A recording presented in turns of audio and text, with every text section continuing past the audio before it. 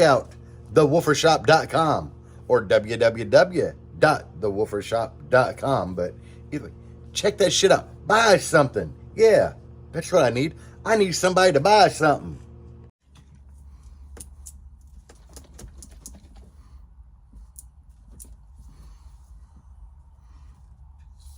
Oh, God, yeah, it sounds so good.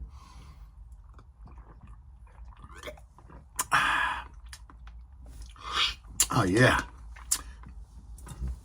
That hit the spot because I smoked a cigarette earlier and it tasted like a possum pooped in my mouth. And that washed it out. So that is great. Man, yesterday's video, I don't even know why I keep doing video. I ain't got shit to talk about. But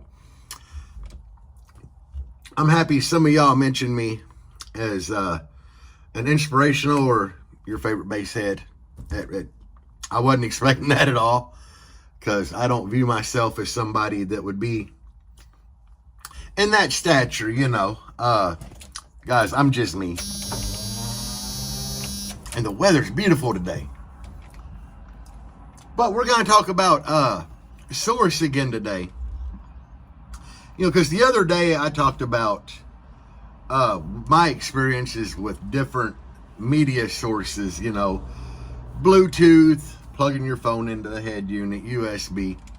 And I definitely understand some of the guys actually made comments that were really smart. Rather than using their phone, they're using an iPod. Or, you know, some people use an iPad. I think that's pretty smart. Some people turn their phone on like do not disturb mode when they're demoing. That's a good one too. I don't prefer streaming, and like I think the guy that said he used the iPod, he actually just stuck the music on the iPod, which is pretty intelligent. I just have the best luck with USB. I have had instances in here, most of them, I got a rear USB cable coming out of the back of the head unit. And I have to tape the USB into it because I have been demoing before and it just like knock it out. But I've had good luck with that. But we're going to dive a little further into this because I just read a post this morning. And Bass Heads on a Budget, that group, I see some just crazy stuff in there, you know. But this morning a guy was asking if he changes settings on his EQ, does it affect the amp or the speakers? Guys, source is source. And at that point, you're kind of, signal, I should say. Source signal, whatever. But, yeah, when you change a setting, whether it be on the head unit, it's going to affect everything down the line.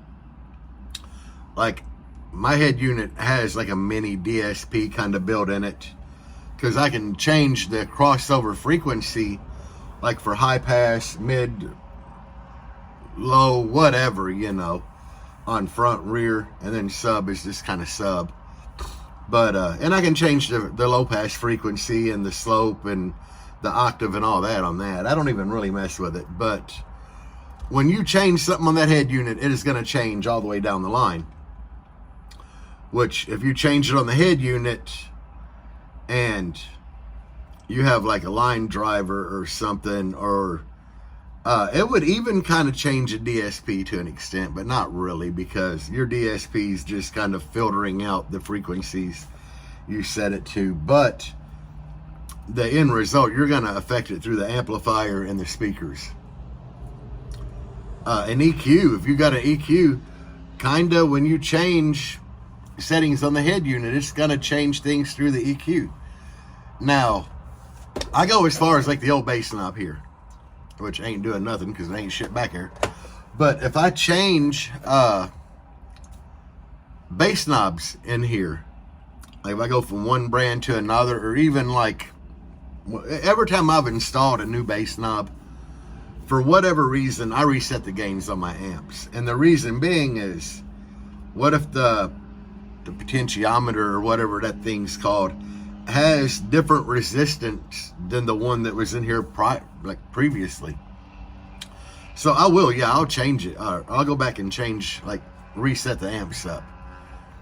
So keep that in mind. Anything you kind of do, you kind of just need to re-go through and set things. Like if I was going to change RCA cables in here, I would reset my gains. Now, I don't have to do a whole lot on my mids and highs because of the fact that I do have a DSP, and any sound setting I pretty much change on my head unit's not going to affect that, because, you know, if I would turn the bass up on my front stage, wherever I have that DSP set at, it's going to clip it to there regardless.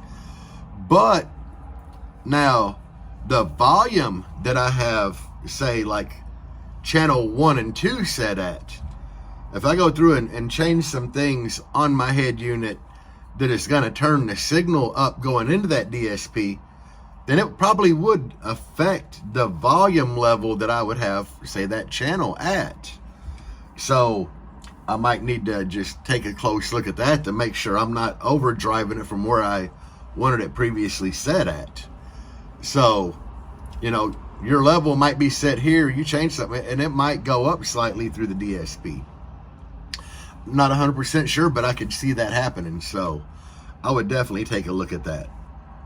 But a lot of people, they just don't recognize, you know, that if they make one small change, like, you wouldn't think that a set of RCA cables could change a lot, but they can, guys. Especially if you're going from, say, like a really dirt cheap Walmart RCA cable to like a higher end new concepts where they're using better wire, better shielding and everything. The resistance from point A to point B could be a lot less on that high end cable than the cheaper cable. Not saying it's going to be a big difference, but there could be enough that if you have it on sub side, that it could drive you into clipping if you're set really close to the clip point to begin with. So that's why bass knob RC, I go back and reset things. Right now I'm not sitting crap, and this thing has such a good echo. Like, I can hear my echo coming out of there. That's what you want. That is definitely what you want, but it looks so sad. But to me, you know, I look at it and I get sad, but it's not as sad as like last week when it had a couple subs in there. Because then I look back and I'm like, oh, they're long, you know, whatever. I know that we're getting close. My hold up right now on getting this is I didn't want to cut up a good Genesis 15 that is working. So I did finally find somebody that has a blown one that they're going to send it to me. I'm going to throw a good one back in the box and ship it back to them, which they're paying for shipping. But still, that way they're getting a good sub for a blown sub.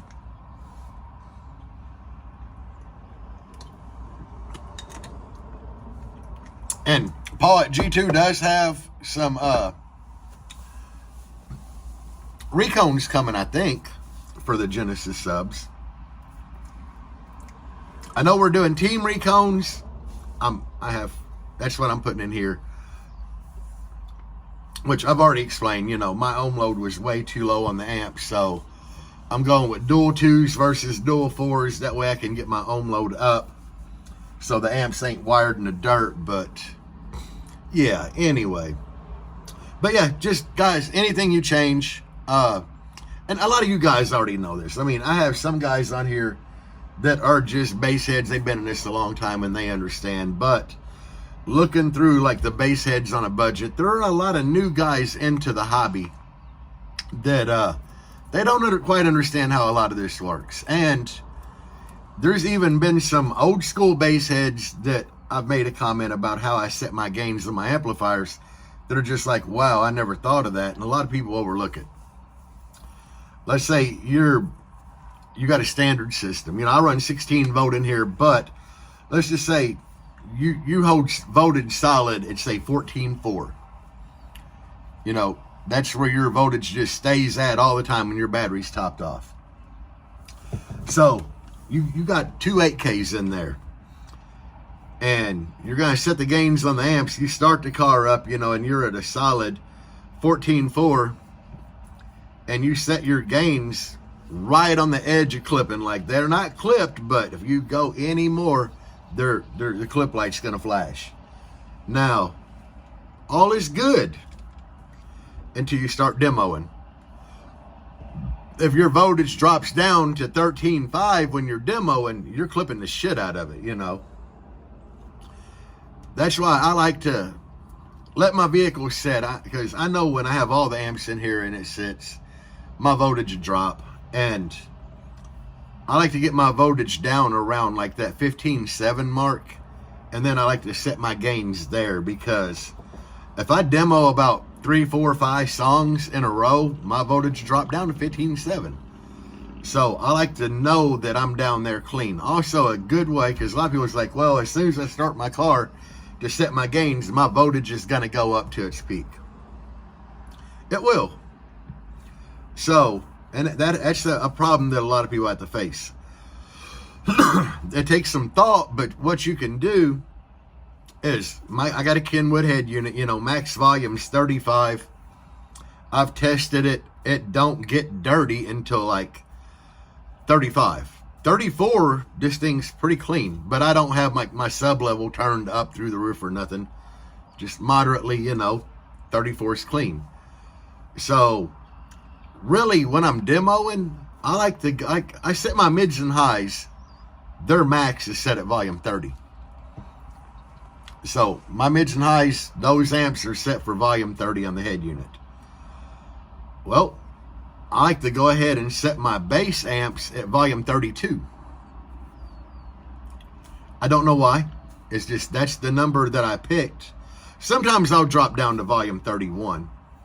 But let's just say I do choose 31. -5, 40 hertz tone. I set my gains on my sub amplifiers at volume 31 or 32 with that. When I demo, the max I will ever turn it up is 29. Sometimes I will turn it up to, I think I've went to volume 30 a couple years ago, and with the gain set at 32. But a lot of people are like, well, you could go ahead and turn up to volume 32.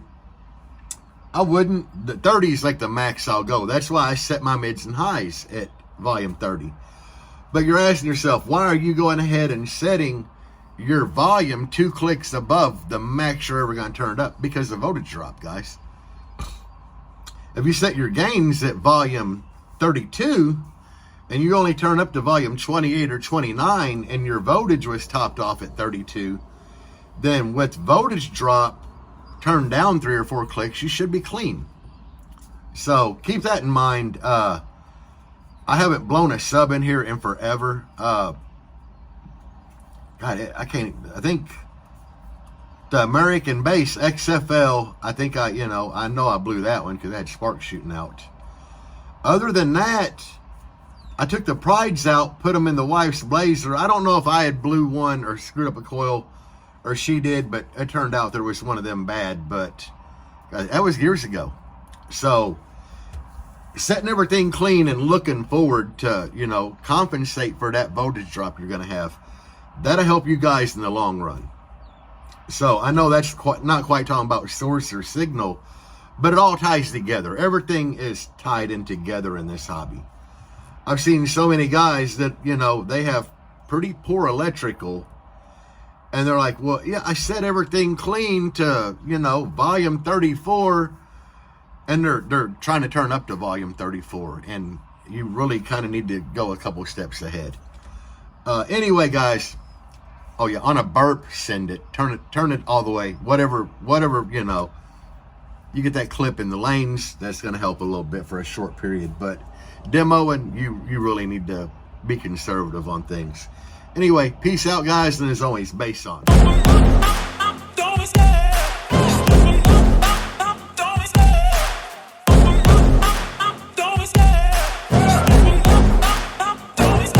I love the chase and the hunt.